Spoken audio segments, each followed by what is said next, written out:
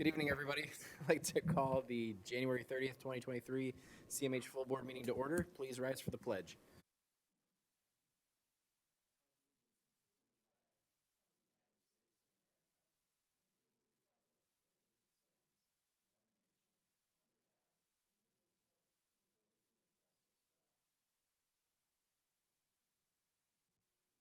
Next is the reading of the mission statement. Nick, could you read that for us, please?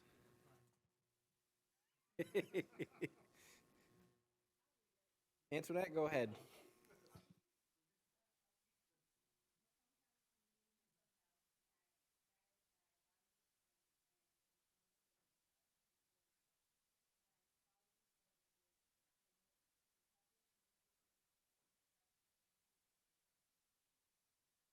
Thank you. We will make it through this meeting, I promise. Next item is the adoption of the agenda. I'd like a motion to adopt the agenda with one change, the removal of the CFO update. Take a motion to adopt the amended agenda. Motion from Donna, support from Lori. Questions, comments? All in favor signify by saying aye. Aye. All opposed? Agenda is adopted. Next is hearing of the public. Anybody from the public wishing to speak? 5 minutes. Give us your name. Bruce gets 3 minutes. Go ahead, you guys. Is it on? Yep. My name is Bruce Dutton. I'm the director of Crossroads Clubhouse in Warren, Michigan, and I brought a couple member guests with me today. Hi, I'm Angel Weiss. I'm a member of Crossroads Clubhouse. I'm John Buffon. I'm a member of Clubhouse. And we're attending the board meeting tonight to provide you with a quality indicator summary from 2022 from Clubhouse. So we'll start with Angel. Attendance for 2022, average daily attendance for Crossroads was 21 members per day, putting Crossroads amongst the highest average daily attended clubhouses in Michigan. On average, 57 members attended Clubhouse per month. For virtual Clubhouse, Crossroads averaged 31 people per month. Virtual attendees' average participation with Clubhouse is 3.5 hours per day. Members attended Clubhouse in person for a total of 4,323 times in 2022. And our total in-person and virtual attendance was 4,710 times where memberships connected with Clubhouse. Clubhouse provided 56 tours to potential Clubhouse members. Of that, 38 people completed Clubhouse orientation, resulting in 23 new members. 60% of people who finished Crossroads orientation became active Clubhouse members. For 2022, Clubhouse billed for 72,880 units of Medicaid billable services. Hospitalizations of Crossroads average monthly attendance, less than 0.05% of Clubhouse members were hospitalized for either behavior or medical reasons. Of this, membership's average length of stay for hospitalization was less than 4 days. Crossroads sent out 1,155 cards, made 2,212 phone calls to Clubhouse members, and have 518 social media followers. For 2022, Crossroads emailed 7,416 Journey Through Crossroads Clubhouse newsletters. U.S. mailed 1,176 newsletters, for a total of 8,592 newsletters. For 2022, Crossroads had an average of 12 members per month participate in Crossroads Clubhouse Education Program. We have a retired school teacher who volunteers at Clubhouse 2 times a week to provide basic education, and another volunteer that comes to Clubhouse every other Friday to provide math education. Crossroads has a total of 18 people working in the community in either our transitional, supported, or independent employment program. The average hours of employment is 17 hours per week, with an average rate of pay of $12.75. In total, this equates to more than $46,818 that is annually earned by Crossroads members, with income that is spent in our communities. 54% of Crossroads Clubhouse members participate in Crossroads Wellness Program. That includes either a daily, weather permitting, 1-mile walk, chair yoga, or meditation for an average of 16 hours per month. Crossroads provided 88 holiday and social recreational activities in 2022, with an average attendance of 14 members per event. Crossroads was also open on major holidays, including Christmas, Martin Luther King Day, 4th of July, Easter, and Thanksgiving. John? Hi, thank you, everyone. My name is John Buffa. I'm a member at Crossroads Clubhouse. I'd like to talk a little bit about the state level. At Crossroads Clubhouse, myself and Bruce are currently the meeting chair for the Clubhouse Michigan Coalition. These duties include coordinating and planning of Clubhouse Michigan meetings, including coordinating with the host clubhouse from around the state, putting together and sharing materials such as agenda, meeting minutes, and all relevant local, state, and national clubhouse news, facilitating the bi-monthly Clubhouse Michigan general meetings. And in addition to that, Crossroads, myself and Bruce are also on the Clubhouse Michigan leadership team as Secretary of Clubhouse Michigan Guidance Board.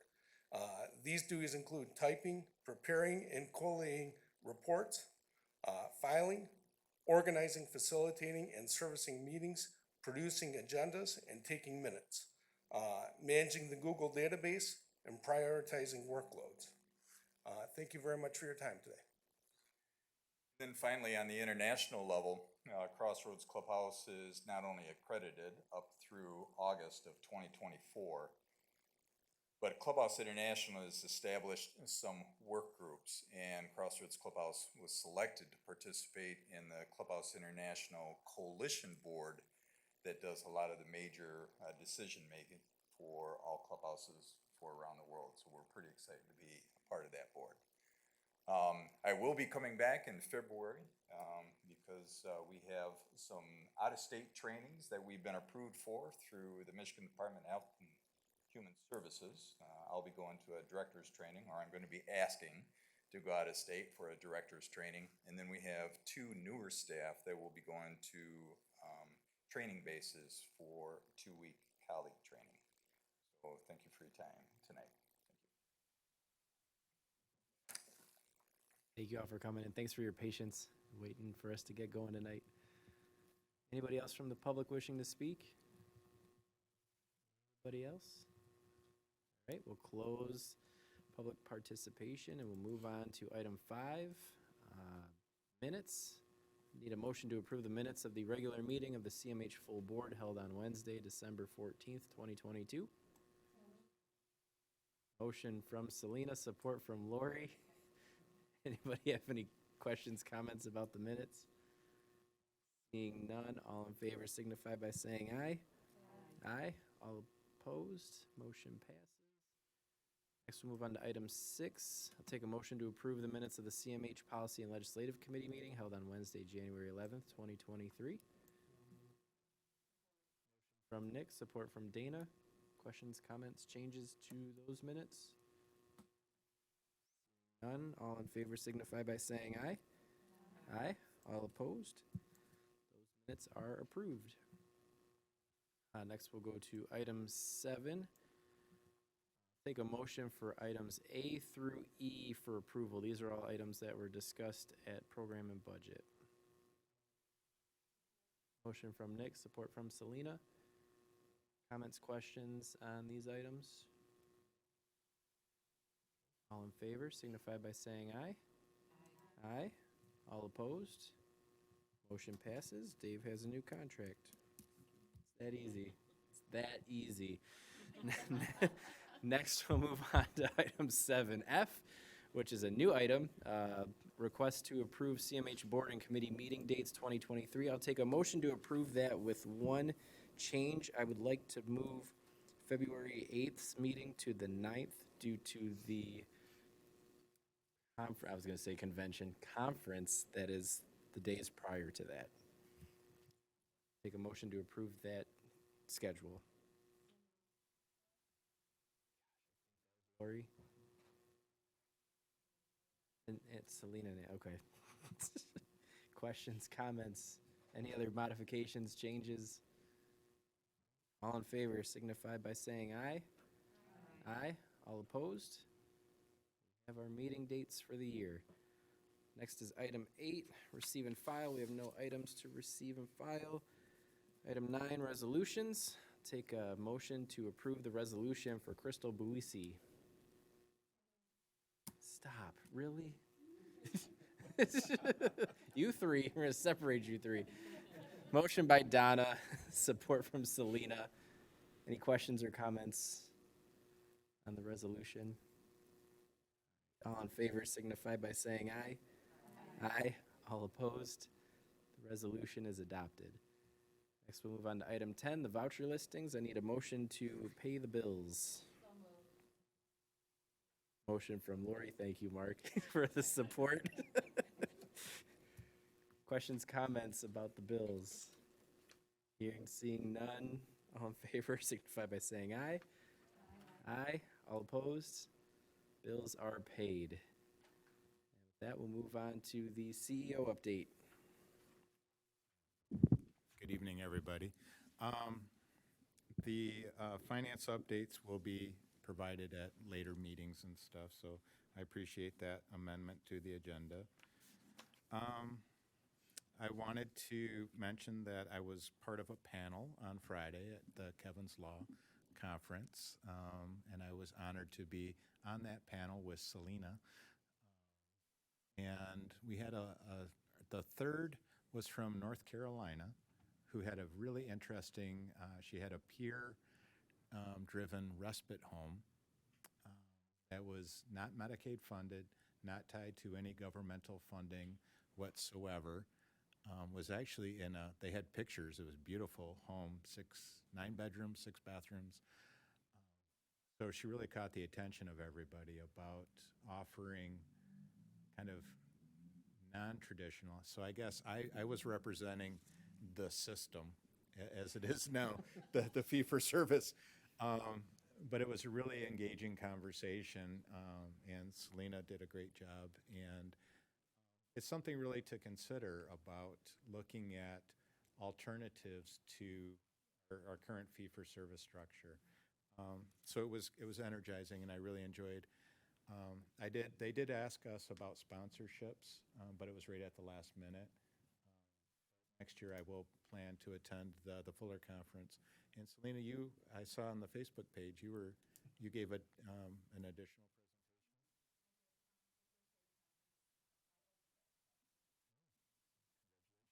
We were well represented. The panel was kind of on the crisis continuum.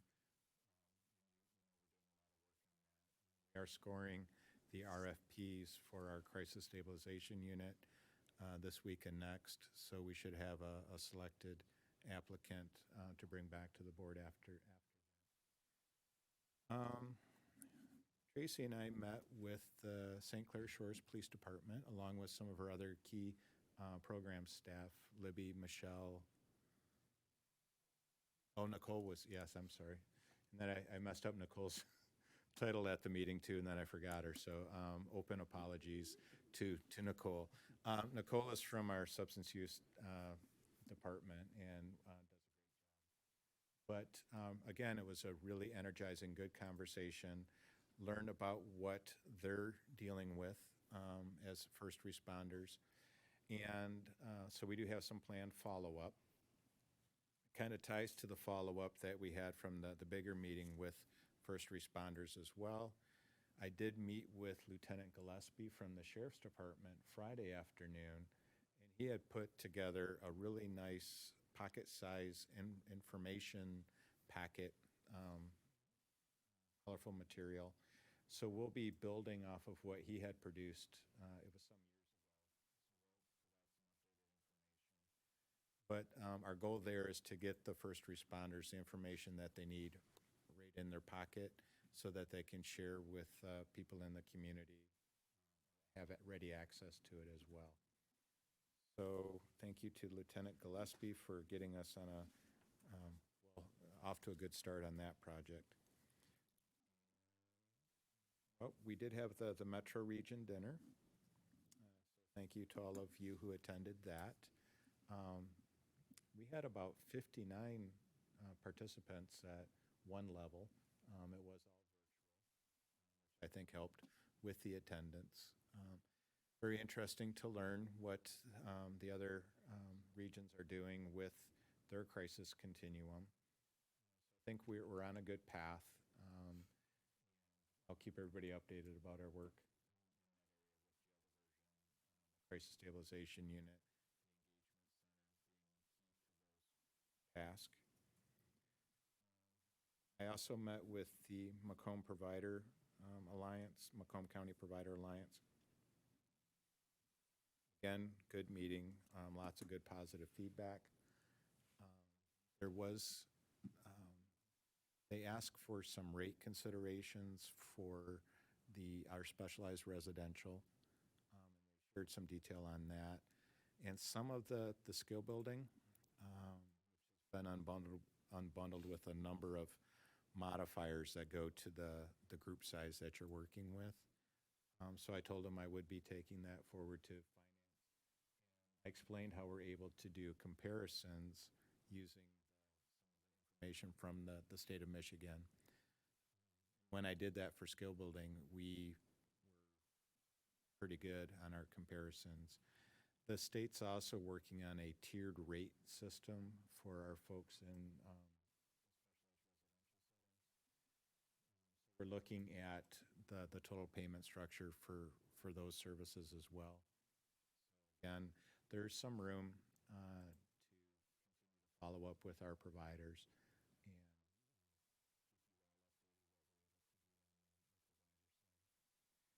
the capacity building grants, I thank you all for, approval for that. I've yet to see any of those come in, but as they do and as they're reviewed internally as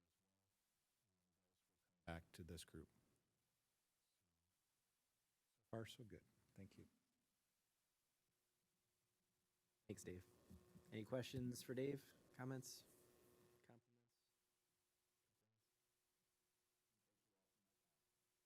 Compliments?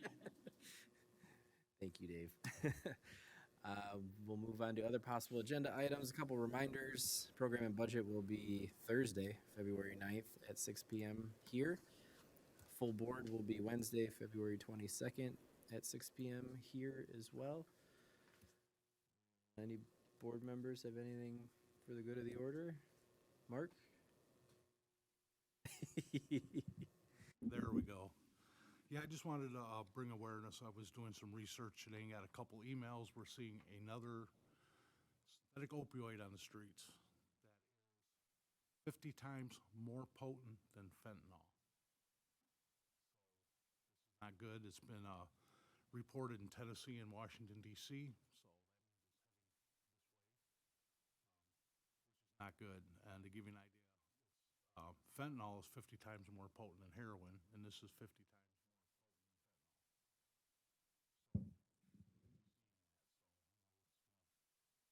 Come to our attention. So, I mean, we just keep putting the Narcan out in numbers. I know our organization has done over 5,000 already.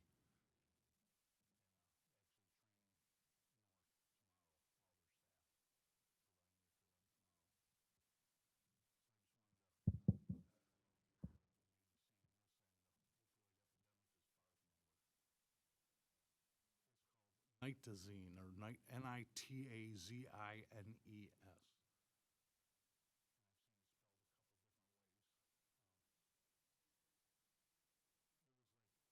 saw it called also was like AMIS.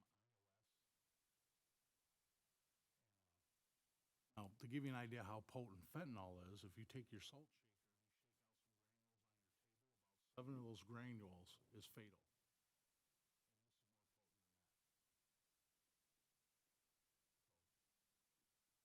Hopefully they can get it under control before it gets here.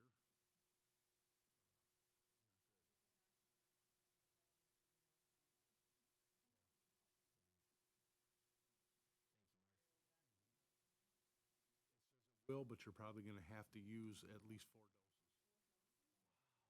Tough to get.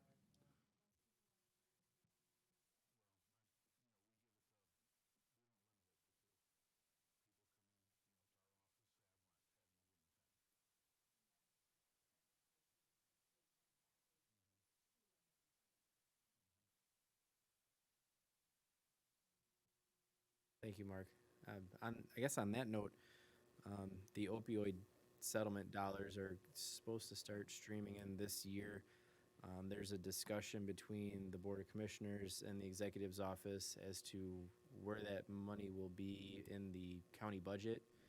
I know myself and I think the board chair are advocating for a specific line item in the budget for those funds so that we can see when they're coming in and where they're going out to. And those discussions have just started, but that's kind of where my head is at on that issue. Hopefully Antoinette's is as well. Because not only is the county getting those funds, but so are our locals. And I already had one of my local mayors approach me on Friday and said, we don't know what to do with these dollars. Can we partner with CMH? So this is a bigger discussion that we are going to have with our locals and amongst ourselves, the Board of Commissioners and the county exec's office, because as Dave and I talked about, this doesn't stop at a municipal line or a county line. This is a bigger issue. So I think we're going to have to get our heads together on this one and be on the same team for this. Selena, go ahead. Oh, I think the average is about 1.5 million a year. I think it's 27 million over 18 years or something along those lines.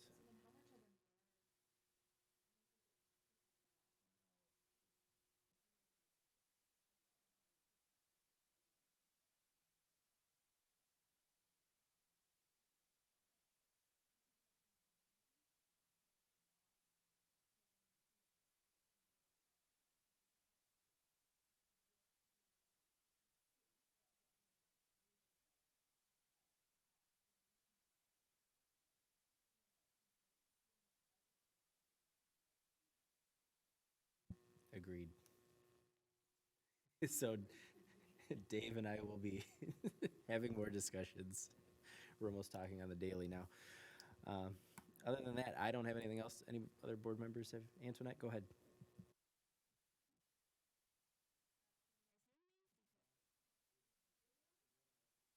Ah, there it is. Okay. Didn't see the red light. Real quick, completely changing the subject. February 18th, we are having a Black Business and Resource Vendor Fair in Warren. We have reached out to many Black-owned small businesses to be a part of this resource and vendor fair. Community mental health will be there. The health department will be there. Any other resources that you guys may think of, please let me know. I would love to just have as many people there.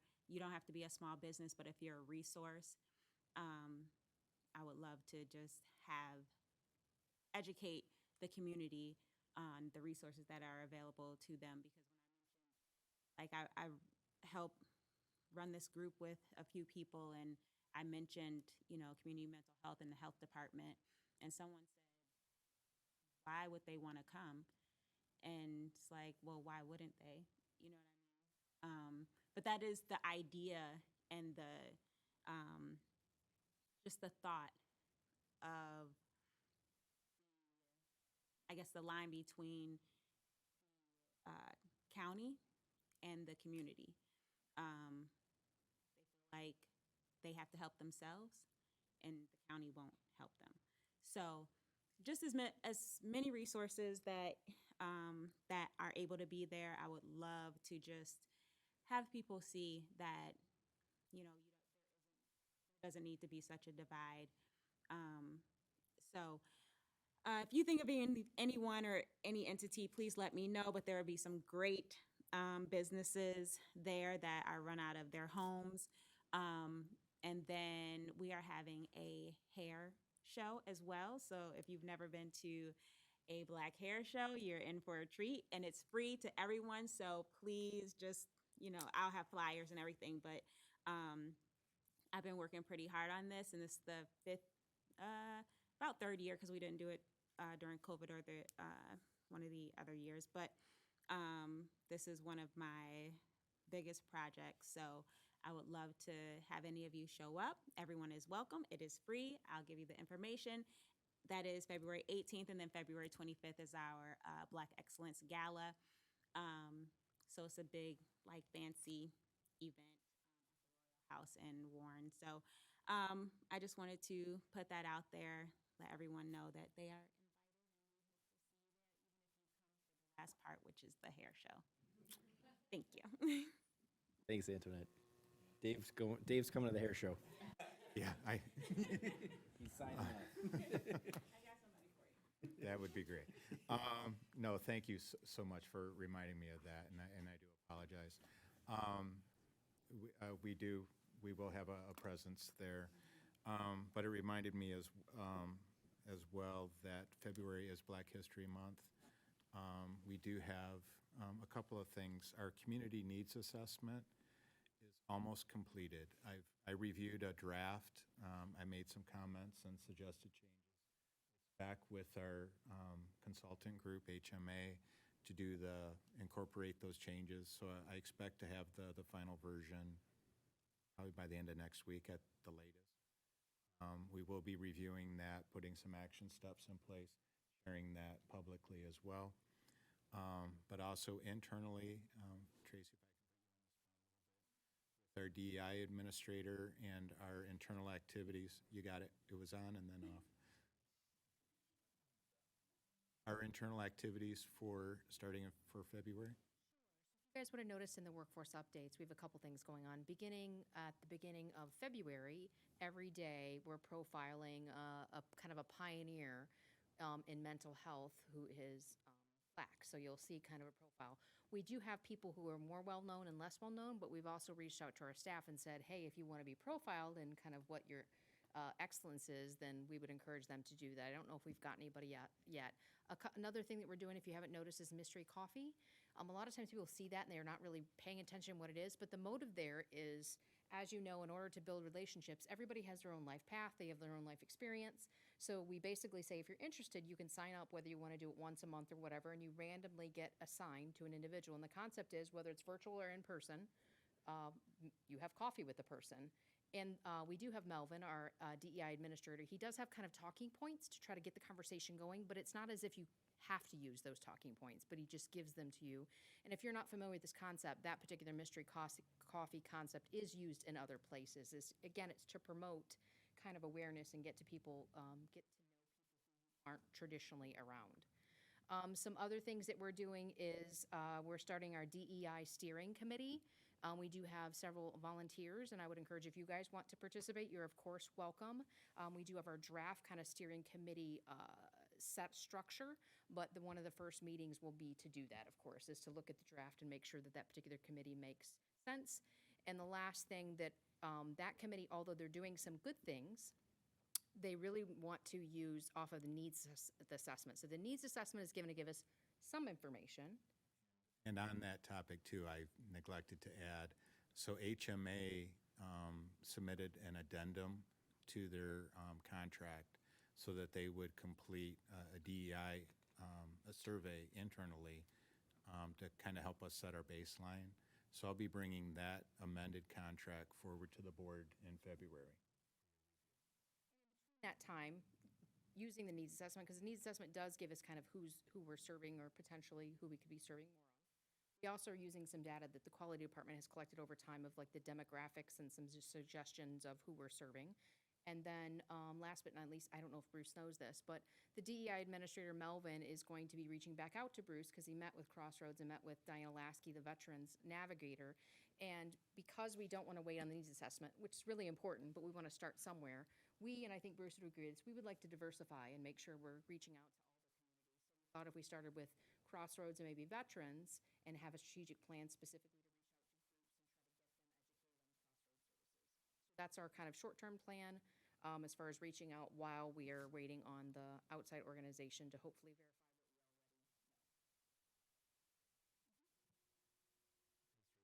Antoinette, real quick, the event on the 18th, where is that going to be held? That's why you didn't say it. Sorry.